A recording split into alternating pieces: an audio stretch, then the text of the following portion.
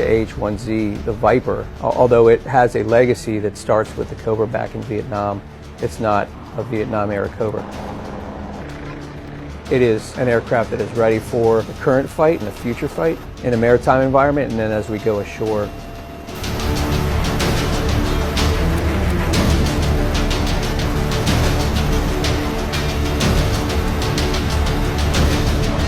Stinger confirmed set. Confirmed set. Box 2. Impact 1 beta destroyed. That is 03 coming on right.